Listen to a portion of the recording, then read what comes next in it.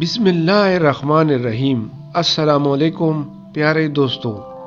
حضرت لوط علیہ السلام کی قوم نے ایسی برائیوں کو ایجاد کیا جو ان سے پہلے دنیا میں کسی قوم نے نہیں کیا تھا۔ ایسی بدکاری جس کی مثال تاریخ میں کہیں نہیں ملتی۔ اس قوم نے ایسا کیا کیا تھا اور ان کا کیا انجام ہوا۔ حضرت لوط علیہ السلام اللہ کے ایک برگزیدہ نبی تھے۔ آپ کے والد کا نام حران تھا جو تاریخ کے بیٹے تھے۔ آپ کی پیدائش عراق کے قدیم شہر عر میں ہوئی۔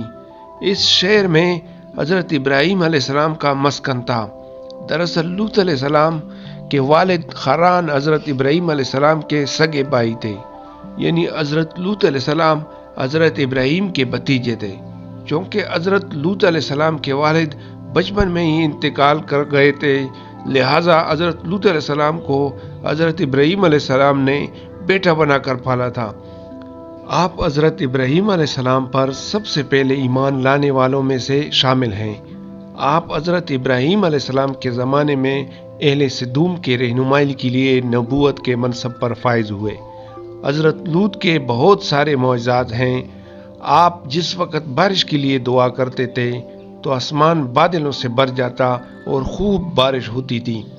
حضرت لوط علیہ السلام جس پتھر پر سر رکھ کر سوتے، اس پتھر پر آپ کا سر مبارک کا نشان بن جاتا تھا۔ سدوم وہ علاقہ تھا جہاں لوط علیہ السلام مبعوث فرمائے گئے۔ سدوم کے آس پاس 5 نہایت خوبصورت شہر آباد تھے، جن میں سے ہر ایک کی آبادی 1 لاکھ نفوس سے زیادہ تھی۔ یہ علاقے نہایت ہی سرسبز و شاداب اور قدرتی مناظر سے بھرے ہوئے تھے۔ یہاں بہت زیادہ باغات تھے۔ اردن، شام اور اسرائیل کے درمیان میں بسا ہوا یہ شہر کا علاقہ نہایت ہی سرسبز اور زرخیز تھا۔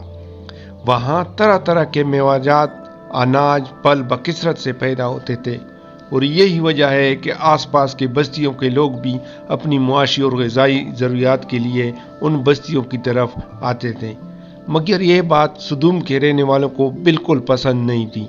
ان کے خیال میں بستیوں میں پیدا ہونے والے پھلوں، سبزیوں، اناجوں پر صرف ان کا ہی حق تھا۔ وہ نہیں چاہتے تھے دوسری بستیوں کے لوگ ان کے علاقے میں آئے۔ ایک دن سدوم کے لوگ اس بات پر غور و فکر کر رہے تھے کہ باہر سے آنے والے لوگوں کو یہاں پر آنے کے لیے آخر کیسے منع کیا جائے، کہ ابلیس ایک بزرگ کی شکل میں ان کی محفل میں آیا اور کہا، اگر تم ان سے پیچھے چھڑانا چاہتے ہو تو میرے کہنے پر عمل کرو۔ اس اجنبی بزرگ کی بات لوگوں نے بہت غور و توجہ سے سنی۔ ابلیس نے کہا، میں کل بتاؤں گا۔ دوسرے دن ابلیس ایک خوبصورت جوان لڑکے کی شکل میں آیا اور انہیں اپنی عورتوں کی بجائے مردوں کے ساتھ فعل بد کرنا سکھایا۔ ابلیس نے کہا، اگر تم ان بستیوں کے لوگوں سے نجات چاہتے ہو جو تمہاری بستی میں آ جاتے ہیں تو ایسا کرو، جب کوئی شخص تمہارے علاقے میں آئے تو تم زبردستی اس کے ساتھ اپنی خواہش پوری کرو۔ اس طرح یہ لوگ اس بستی میں آنا چھوڑ دیں گے۔ اپنی نفسانی خواہشات کے لیے مردوں سے بدفعلی اس قوم کا دستور بن گیا تھا۔ یہاں بے حیائی عام ہو گئی تھی۔ حکمران، سردار، رئیس، ہر طبقہ میں یہ برائی پھیل گئی تھی۔ بڑی محفل میں یہ لوگ اس فحاشی کے کام کو کر کے خوش ہوتے تھے۔ کوئی بھی محفل اس کام کے بغیر ادھوری سمجھی جاتی تھی۔ خاص کر مسافروں میں سے کوئی خوبصورت لڑکا ہوتا تو یہ لوگ اسے شکار بنا لیتے تھے۔ پیارے دوستو، تلمود میں لکھا ہے کہ اہل سدوم نے اپنے روزمرہ کی زندگی میں سخت ظالم اور دھوکے باز اور بدعمال تھے۔ کوئی مسافر ان کے علاقے سے بخیریت نہ گزر سکتا تھا۔ کوئی غریب ان کی بستیوں سے روٹی کا ایک ٹکڑا نہ لے سکتا تھا۔ کئی بار ایسا ہوتا تھا کہ باہر کے علاقے کا آدمی پہنچ کر بھوک سے مر جاتا تھا اور یہ اس کے کپڑے اتار کر ان کی لاش کو ننگا برہنہ دفن کرتے تھے۔ اپنی وادی کو انہوں نے ایک باغ بنا رکھا تھا جس کا رقبہ میلوں تک پھیلا ہوا تھا۔ اس باغ میں رہ کر انتہائی بے حیائی کے ساتھ اعلانیہ بدکاری کیا کرتے تھے۔ حضرت لوط علیہ السلام نے انہیں توحید کی دعوت دی اور بدکاری کے اس گندے فعل سے توبہ کرنے کا حکم دیا۔ حضرت لوط علیہ السلام نے کہا، تم بے حیائی کیوں کرتے ہو؟ کیا تم اپنی عورتوں کو چھوڑ کر لذت حاصل کرنے کے لیے مرد کی طرف مائل ہوتے ہو۔ حقیقت یہ ہے کہ تم کمعقل اور احمق لوگ ہو۔ حضرت لوط علیہ السلام اہل سدوم کو دن رات واعظ و نصیحت کرتے تھے، لیکن قوم پر اس کا کوئی اثر نہیں ہوتا تھا، بلکہ وہ بہت تکبر سے یہ کام کرتے تھے۔ انہیں حضرت لوط علیہ السلام کا سمجھانا بھی برا لگتا تھا، لہٰذا انہوں نے صاف صاف کہہ دیا، اگر تم اسی طرح ہمیں برا بھلا کہتے رہے، اگر ہمارے کام میں مداخلت کرتے رہے تو ہم تمہیں اپنے شہر سے نکال دیں گے۔ حضرت لوط علیہ السلام نے اپنی نصیحت اور تبلیغ کا سلسلہ جاری رکھا، لہٰذا ایک دن اہل سدوم نے عذاب الہی کا مطالبہ کر دیا۔ اللہ تعالیٰ نے اب تک اس بدترین فحاشی اور بدکاری کے باوجود بھی ان کو ڈیل دے رکھی تھی، لیکن انہوں نے جب حضرت لوط علیہ السلام سے ایک دن کہا، اگر تم سچے ہو تو ہم پر عذاب الہی لے آؤ، لہٰذا ان پر عذاب الہی کا فیصلہ ہو گیا۔ اللہ تعالیٰ نے اپنے خاص فرشتوں کو دنیا کی طرف روانہ کر دیا۔ یہ فرشتے دراصل حضرت جبرائیل علیہ السلام، حضرت میکائیل علیہ السلام اور اسرافیل علیہ السلام تھے، اور خوبصورت نوجوان لڑکوں کی شکل میں تھے۔ پھر یہ فرشتے حضرت لوط علیہ السلام کے گھر تشریف لے آئے۔ حضرت لوط علیہ السلام نے جو ان نو عمر خوبصورت لڑکوں کو دیکھا تو سخت گھبراہٹ اور پریشانی میں مبتلا ہو گئے۔ انہیں یہ خطرہ محسوس ہوا کہ ان کے قوم کے لوگوں نے انہیں دیکھ لیا، نہ جانے وہ ان کے ساتھ کیا سلوک کریں گے۔ حضرت لوط علیہ السلام کی بیوی کا نام وائلہ تھا۔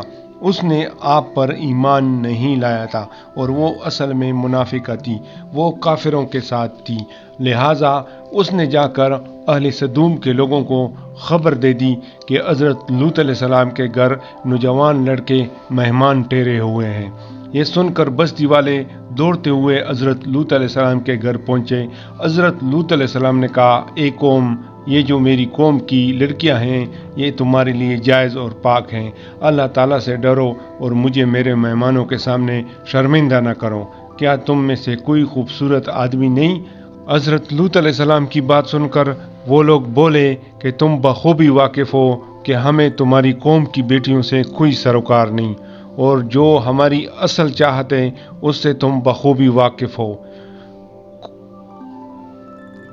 قومی لوط کے اس بے شرمانہ جواب سے یہ اندازہ لگایا جا سکتا ہے کہ وہ فعل بد میں کس حد تک مبتلا ہو چکے تھے۔ جب حضرت لوط علیہ السلام کی قوم ان کے گھر کی طرف آئی تو حضرت لوط علیہ السلام نے گھر کے دروازے بند کر دیے اور ان نوجوانوں کو ایک کمرے میں چھپا دیا۔ ان بدکاروں نے آپ کے گھر کو چاروں طرف سے گھیر لیا تھا اور ان میں سے کچھ دیوار پر چڑھنے کی کوشش کر رہے تھے۔ حضرت لوط علیہ السلام اپنے مہمانوں کی عزت کے خیال سے بہت زیادہ پریشان ہو گئے تھے۔ فرشتے یہ منظر دیکھ رہے تھے۔ جب انہوں نے حضرت لوط علیہ السلام کی بے بسی اور پریشانی کا یہ عالم دیکھا تو حقیقت سے پردہ اٹھاتے ہوئے کہا، اے لوط علیہ السلام، پریشان نہ ہو، ہم اللہ تعالیٰ کی طرف سے بھیجے ہوئے فرشتے ہیں، یہ لوگ ہرگز تم تک نہیں پہنچ پائیں گے، ابھی کچھ رات باقی ہے، تم اپنے گھر والوں کو لے کر چل دو، تم میں سے کوئی شخص پیچھے مڑ کر نہ دیکھے۔ اہل سدوم حضرت لوط علیہ السلام کے گھر کا دروازہ توڑنے پر بضد تھے، لہٰذا حضرت جبرائیل علیہ السلام نے گھر سے باہر نکل کر اپنے پر کا ایک کونا انہیں دے مارا، جس سے ان سب کی آنکھوں کی ڈیلے باہر نکل آئے اور نظر ختم ہو گئی، یعنی آنکھوں کی روشنی ختم ہو گئی۔